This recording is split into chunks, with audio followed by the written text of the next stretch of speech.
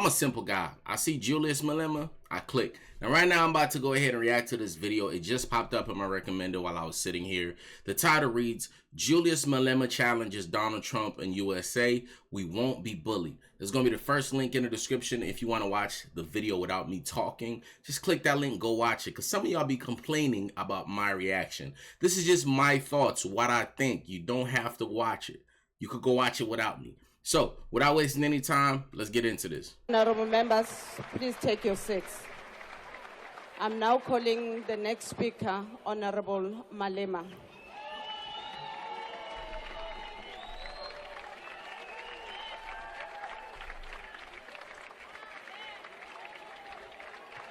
Thank you very much, Chairperson of the NCOP.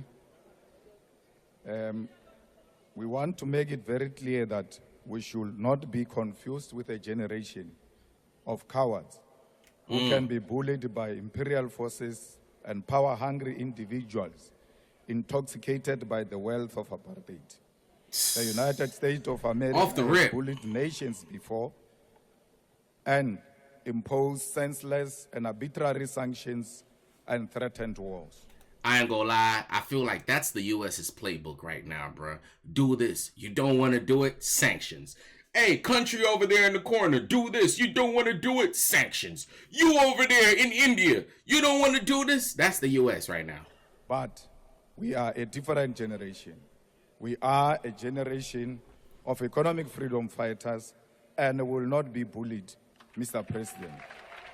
We agree with you, President, that we should not be bullied. We stand on the shoulders of the giants who confronted the establishment with their very lives, and we are willing to follow in their footsteps. We are not cowards, and they must not try us. Hey, at this point, it seems to me like Julius Malema has sided with Ramaphosa against Donald Trump. At least right here, we see that they agree on something, you know? Chair, President Cyril Ramaphosa stood before a joint sitting of the National Assembly and the National Council of Provinces on Thursday last week, addressing South Africans and the world to deliver his 8th State of the Nation address.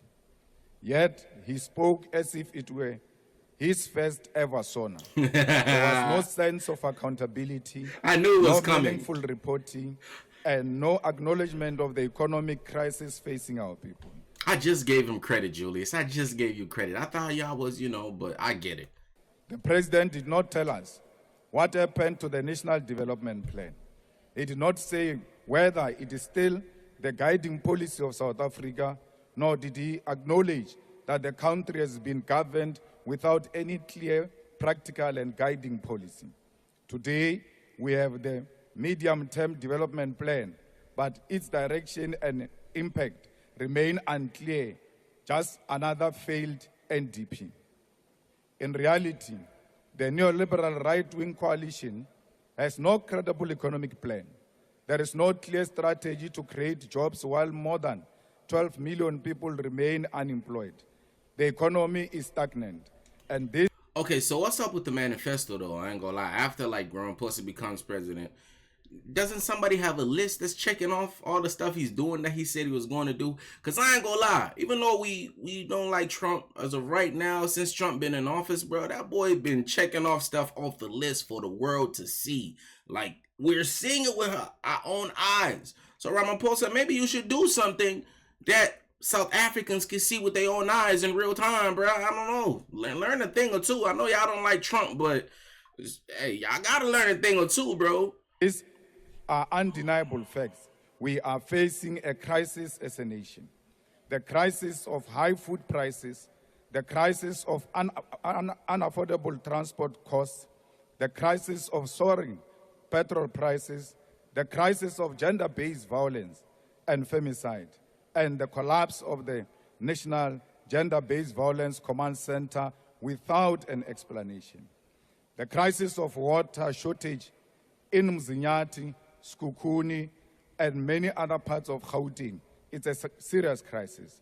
The crisis of inadequate housing in Alexander, Umlazi, and Khayelitsha. The crisis of collapsed municipalities that lack the capacity to deliver basic services. Literally, These are the basic crises the services, president inherited when he was elected President of the Republic of South Africa on 15 February 2018. In 2018, you said you will focus on rebuilding, yet things only got worse for our people. In Ramaphosa, we didn't forget about those houses, those 1 million houses. Where are they? Did Ramaphosa build 1 million houses in South Africa yet? Y'all let me know in the comments, bruh. Because he really was pushing for that. 2019, you said to Mamina, the nation sent you, but to this day, we don't know what you went and did after you were too much. It was in 2019 when you stood before South Africa after asking us to send you, and you promised the nation speed trains and a smart city.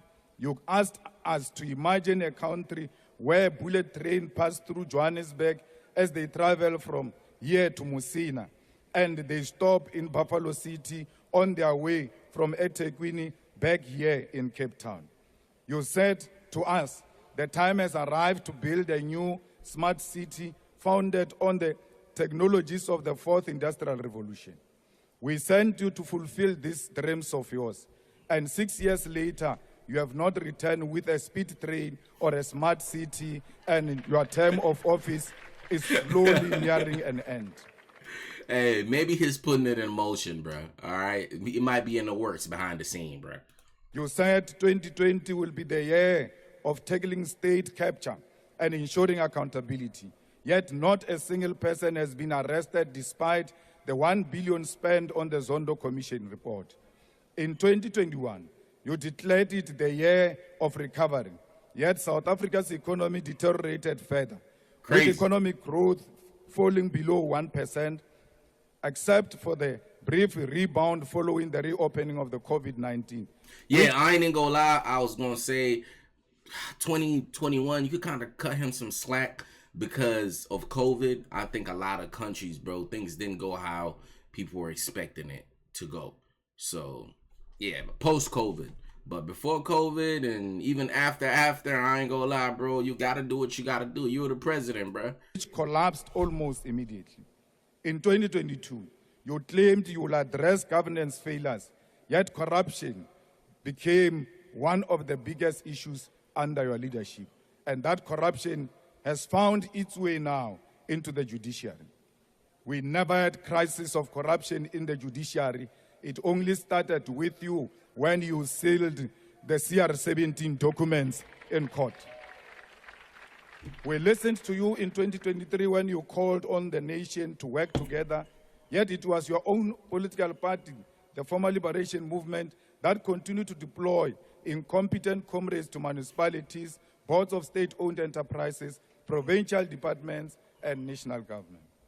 And when you tried to tell us the story of Tintswalo in 2024, we told you right there and then that you were talking about a Tintswalo who does not exist. The real Tintswalo was born in a shack, raped at the age of 6, dropped out of school before reaching grade 7, and was murdered while looking for a job. Crazy, that's the Tintswalo we know. Crazy. And now, this year, you tell us that you will not be bullied. We agree with you that we must not be bullied, but you fail to tell us what you are going to do about it. It is not enough to simply say you will not be bullied. Hey, you must for sure. tell us what action you will take when you respond on Thursday. That's a fact. I agree with Julius because it's been a lot of empty promises from Ramaphosa. So at this point, bro, just because you're saying we won't be bullied by, Donald Trump or America, how? What are you going to do about it? Can you let us know a little something, bro? Expect you to provide real, detailed response Exactly. to Donald Trump. But we know that the 940 billion infrastructure plan is yet another empty promise. We know that 375 billion allocated to SOEs, which still do not have a clear reindustrialization strategy, is a waste of money. We know that the corporate approach and strategy for Transnet, the unbundling of Eskom, and the so-called modernization of ports and airports are all just privatization in disguise. President, we know That's true. that blended finance will become another looting scheme when students here at CPUT are sleeping outside at this very moment due to lack of housing. But as economic freedom... And bro, it'd be wild too, like the lack of housing, especially at some of these prestigious, bigger schools or these countries. Like, bro, this is supposed to be one of the biggest universities in the country. And you mean tell me we can't accommodate all our students? We got students sleeping outside or possibly could be. Crazy work. Fighters. We have adopted the theme of the year of picket lines. We are going back to the streets. We are reclaiming our identity, and we want to reunite with our people. We'll go to the streets to demand water for our people, to demand the speedy allocation of housing, to demand the eradication of pit toilets, and to fight for service delivery. We are taking our picket lines to the National Treasury and the Reserve Bank to demand nationalization and the transformation of the economy. We will picket outside correctional facilities to demand an end to overcrowding and syndicates within prison that control crime in the outside world. And we will demand the expulsion of private companies such as G4S, which has links to Israel and runs a prison in Malawi. Hey, we can't even be mad at that. If anybody mad at that, I don't know what to tell you, my boy. Continue to stand with the people of Palestine who remain under siege. We agree as the National Assembly that the Israeli embassy must be closed. Yet their flag continues to fly in our country, while Palestinians are threatened with mass deportation to foreign lands. We support the government's case in the International Court of Justice, and we must remain resolute in the face of sanctions and sponsored attacks. And importantly, we must oppose the colonization of Gaza by the USA.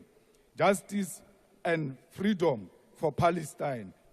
One day, the people of Palestine will know the true meaning of freedom. For sure. Mr. President, we are not being attacked by Trump administration because you did anything wrong.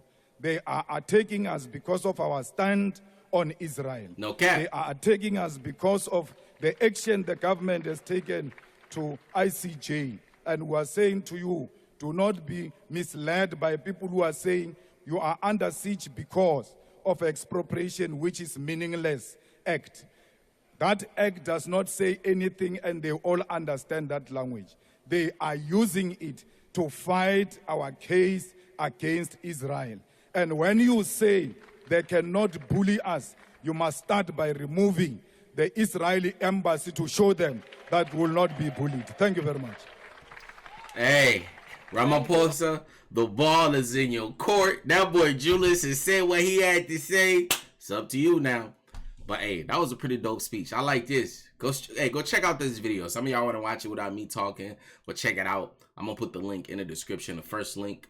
Let me know your thoughts though and opinions in the comments. I try to respond to as many comments as possible.